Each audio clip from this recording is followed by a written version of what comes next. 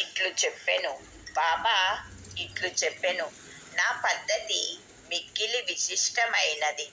ఈ ఒక్క కథను జ్ఞప్తియందుంచుకొనుము. అది మిక్కిలి ఉపయోగించును. ఆత్మ సాక్షాత్కారమునకు ధ్యానమవసరము. దాని నబలపరుచుకొన్నచో వృత్తులన్నీయు శాంతించును.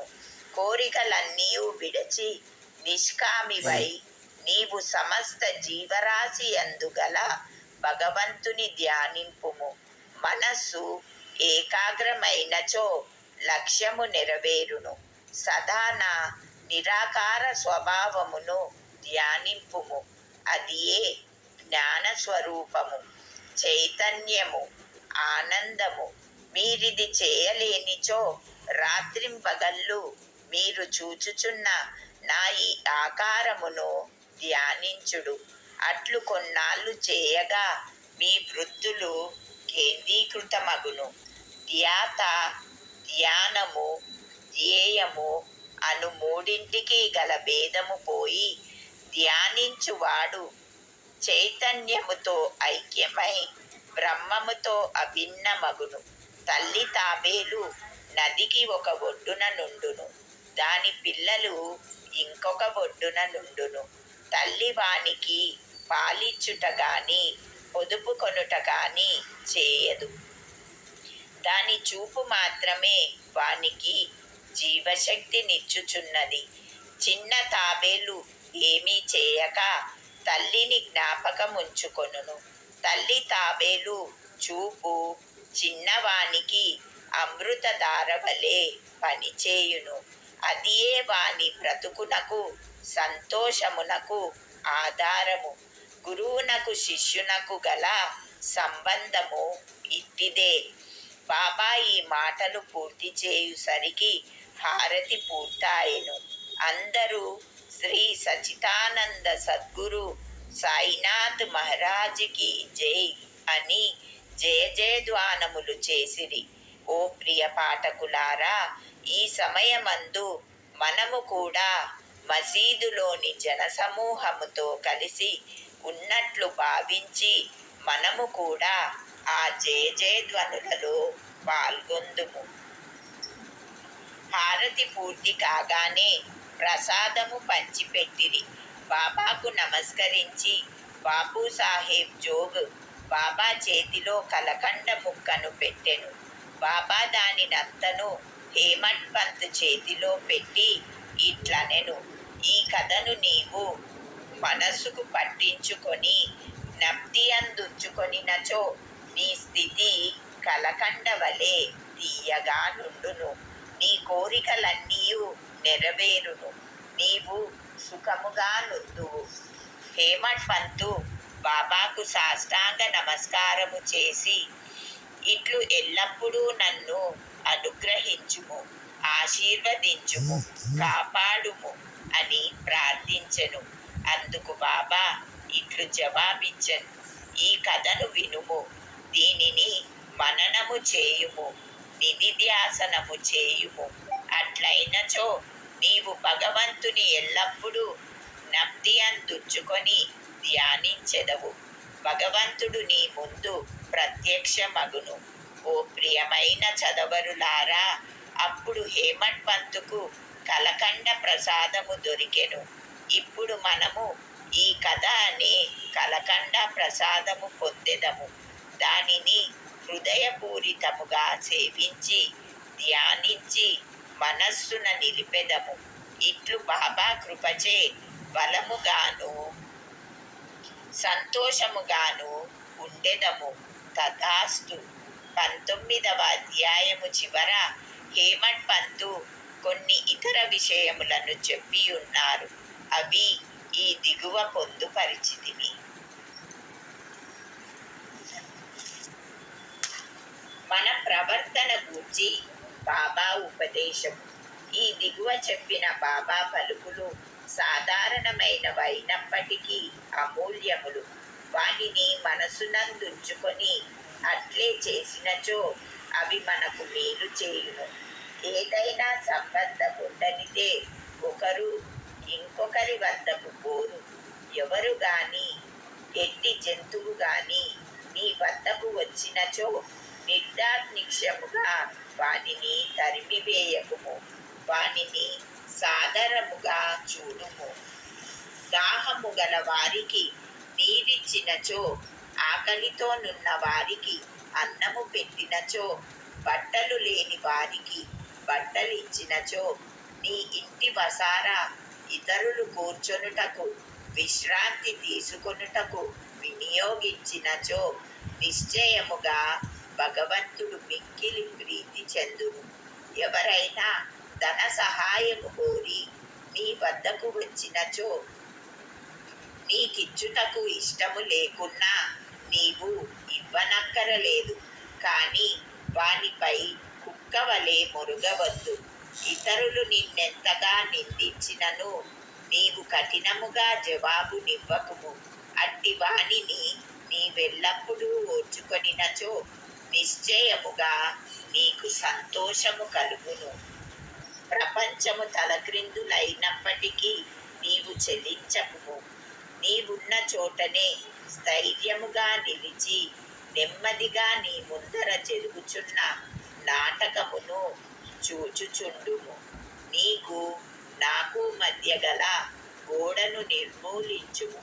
అప్పుడు మనమిద్దరము కలియు మార్గమేర్పడును. నాకు నీకు భేదము కలదనున్నదియే భక్తుని గురువునకు దూరముగా ఉంచుచున్నది. దానిని నశింపచేయనిదే మనకు ఐక్యత కలగదు. అల్లా మాలిక్, భగవంతుడే సర్వాధికారి. ఇతరులెవ్వరూ మనలను కాపాడువారు కారు. భగవంతుని మార్గమ అసామాన్యము, మిక్కిలి విలువైనది, కనుగొన వీలులేనిది. వారి ఇచ్ఛానుసారమే మనము నడిచెదము. మన కోరికలను వారు నెరవేర్చెదరు, మనకు దారి చూపెదరు. రుణానుబంధముచే మనమందరము కలిసితిమి. ఒకరినొకరు తోడ్పడి ప్రేమించి సుఖముగాను సంతోషముగాను నుందముగాక. ఎవరైతే తమ జీవిత పరమావధిని పొందెదరో వారు అమరులై సుఖముగా నుండెదరు. తక్కిన వారందరూ పేరునకే ఊపిరి సలుపు వరకు మాత్రమే బ్రతికెదరు. సద్విచారములను ప్రోత్సహించి సాక్షాత్కారమునకు దారి చూపుట. సాయిబాబా సద్విచారములనెట్లు ప్రోత్సహించుచుండెనో తెలుసుకొనుట మిగుల ఆసక్తికరముగా నుండును. భక్తి ప్రేమలతో వారికి సర్వస్య శరణాగతి చేసినచో వారు నీకెట్లు పదే పదే సహాయపడెదరో తెలియను. ప్రక్క నుంచి లేవగానే నీకేమైనా మంచి ఆలోచన కలిగినా దానిని తరువాత పగలంతయు వృద్ధి చేసినచో నీ మేధాశక్తి వృద్ధి పొందును, నీ మనస్సు శాంతి పొందును. హేమట్ పంతు దీనికై ప్రయత్నించదలిచెను. ఒక బుధవారము రాత్రి పండుకొనేటప్పుడు ఇట్లనుకొనెను, రేపు గురువారం శుభదినము, షిరిడి పవిత్రమైన స్థలము కావున రేపటి దినమంతయు రామనామ స్మరణతోనే కాలము గడిపెదను అని నిశ్చయించుకొని పరుండెను. ఆ మరుసటి దినము లేవగానే రామనామము ప్రయత్నము లేకుండా జ్ఞప్తికి వచ్చెను. అతడు మిక్కిలి సంతసించెను.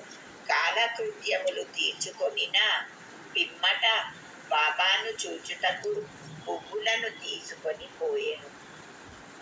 దీక్షిత్ వాడ విడిచి ఊటీవాడ దాటుచుండగా ఒక చక్కని పాట వినపడెను. ఔరంగాబాదు నుంచి వచ్చిన వాడొకడు మసీదులో బాబా ముందర పాడుచుండెను. అది ఏకనాథ్ మహారాజు రచించిన గురు కృపాంజనా పాయో మేరే బాయి అనునది. గురువు కృపయను అంజనము లభించెను. దాని మూలమున తన కళ్ళు తెరవబడిననియు దానిచే తాను శ్రీరామునిలోన బయట సుషుప్తావస్థలోనూ జాగ్రవస్థలోనూ స్వప్నావస్థలోనూ అన్ని చోట్లను చూచితినని చెప్పేడు పాట అది. అనేక పాటలుండగా బాబా భక్తుడగు ఔరంగాబాదు నివాసి ఈ పాట నేల పాడెను. ఇది సందర్భానుసారముగా బాబా చేసిన ఏర్పాటు కాదా? హేమట్ పంతు ఆనాడంతయు రామనామ స్మరణచే కాలము గడపనించిన వాడు కావున అతని మనోనిశ్చయము దృఢపరచుటకై బాబా ఈ పాటను పాడించియుండును. రామనామ స్మరణ ఫలితము గూర్చి మహాత్ములందరిది ఒకే భావము. అది భక్తుల కోరికలు నెరవేర్చి వారిని కష్టముల నుండి కాపాడును. ఉపదేశములో వైవిధ్యము. నింద గూర్చి బోధ.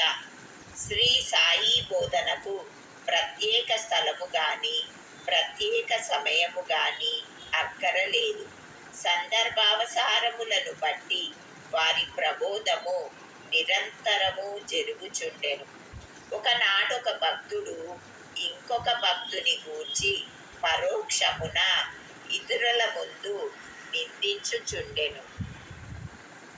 ఒప్పులు విడిచి భక్త సోదరుడు చేసిన తప్పులనే ఎన్నుచుండెను. మిక్కిలి హీనమైన అతని దూషణలు విన్నవారు విసిగిరి.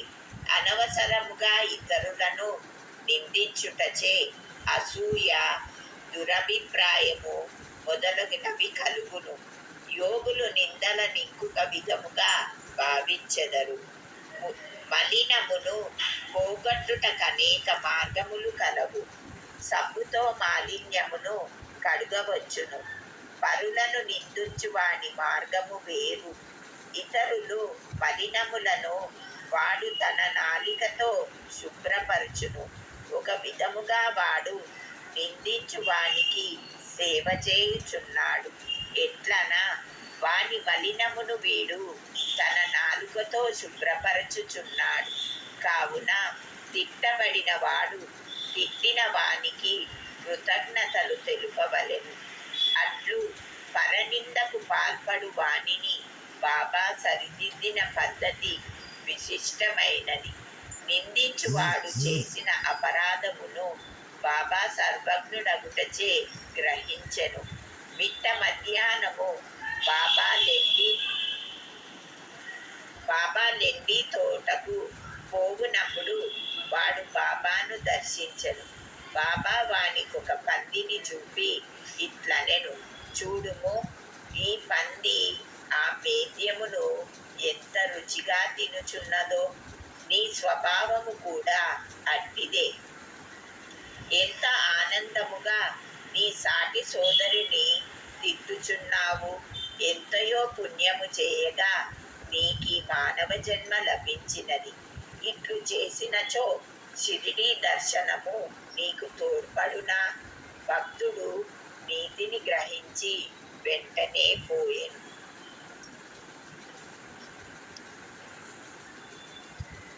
ఈ విధముగా బాబా సమయము వచ్చినప్పుడెల్లా ఉపదేశించుండేది వారు. ఈ ఉపదేశములను మనస్సునందుంచుకొని పాటించినచో ఆత్మ సాక్షాత్కారము దూరము కాదు.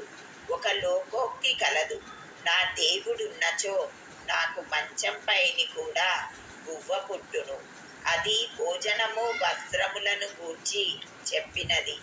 ఎవరైనా దీనిని ఆధ్యాత్మిక విషయమై నమ్ముకొని ఊరుకున్నచో చెడిపోయేదరు. ఆత్మ సాక్షాత్కారమునకై సాధ్యమైనంత పాటుపడవలెను.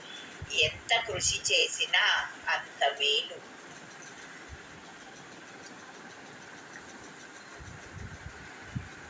బాబా తాను సర్వంతర్యామినని చెప్పేడివారు. అన్నిటి అందు అనగా భూమి, గాలి, దేశము, ప్రపంచము, వెలుతురు, స్వర్గములందు వారు గలరు. ఆయన అనంతుడు. ఆ కనిపించేడి 3.5 బూరల దేహమే బాబాయని అనుకున్న వారికి పాఠము చెప్పుటకే వారు ఈ రూపముతో అవతారమెత్తిరి. బాబాకు సర్వస్య శరణాగతి చేసి అహర్నిశలు వారినే ధ్యానించినచో చక్కెర, తీపి, కెరటములు, సముద్రము, కన్ను, కాంతి కలిసియున్నట్లే శ్రీ సాయితో తదాత్మ్యతను పొందెదరు. ఎవరైతే చావు పుట్టుకల నుండి తప్పించుకొనుటకు ప్రయత్నించెదరో వారు శాంతము, స్థిరమైన మనస్సుతో ధార్మిక జీవనము గడుపవలెను. ఇతరుల మనస్సు బాధించునట్లు మాట్లాడరాదు. మేలొనరించి పనులనే చేయుచుండవలెను. తన కర్తవ్య కర్మలనాచరించుచు భగవంతునికి సర్వస్వ శరణాగతి చేయవలెను. వాడు దేనికి భయపడనవసరము లేదు. ఎవరైతే భగవంతుని పూర్తిగా నమ్మెదరో వారి లీలలను విని ఇతరులకు చెప్పెదరో ఇతర విషయములేమీ ఆలోచించరో వారు తప్పక ఆత్మ సాక్షాత్కారము పొందుదురు. అనేక మందికి బాబా తన నామమును జ్ఞప్తియందుంచుకొని శరణు వేడుమనెను. తానెవరు అను దానిని తెలుసుకొనగోరు వారికి శ్రవణమును మననమును చేయుమని సలహా ఇచ్చేడివారు.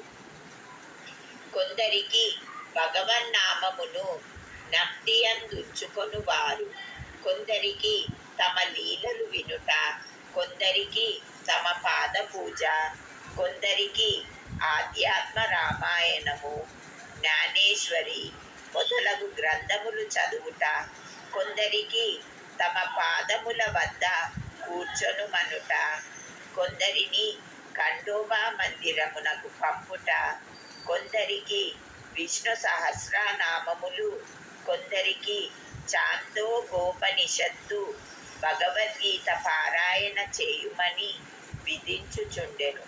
వారి ఉపదేశములకు పరిమితి లేదు, అడ్డు లేదు. కొందరికి స్వయముగా ఉపదేశము ఇచ్చువారు, కొందరికి స్వప్నములోనిచ్చేవారు. ఒక త్రాగుబోతుకు స్వప్నములో కనిపించి ఛాతిపైన కూర్చొని అదుముచు ఇక ఎన్నడూ త్రాగనని అతడు వాగ్దానము చేసిన పిమ్మట వదిలిని. కొందరికి స్వప్నములో గురు బ్రహ్మాది మంత్రార్థములను బోధించిరి. ఒకడు హఠయోగము చేయుచుండగా దానిని మానుమనిరి. వారి మార్గములను చెప్పుట అలవి కాదు. ప్రపంచ విషయములలో తన ఆచరణలే ఉదాహరణముగా బోధించువారు. అట్టి వానిలో ఒకటి పనికి తగిన ప్రతిఫలము. బాబా ఒకనాడు మిట్ట మధ్యాహ్నము రాధాకృష్ణమాయి ఇంటి సమీపమునకు వచ్చి నిచ్చెన తీసుకొని రమ్ము అనెను. ఒకడు పోయి దానిని తెచ్చి ఇంటికి చేరవేశాడు. బాబా వామనా గోండ్కర్ ఇంటి పైకప్పుకెక్కి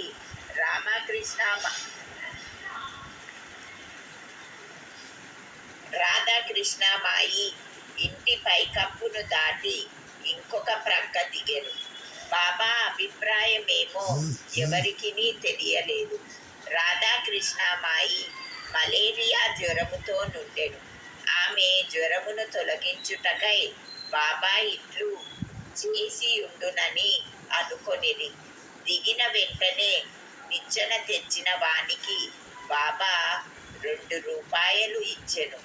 ఎవడో ధైర్యము చేసి నిచ్చెన తెచ్చినంత మాత్రమున వానికి 2 రూపాయలేలా ఇవ్వవలెనని బాబాను ప్రశ్నించెను.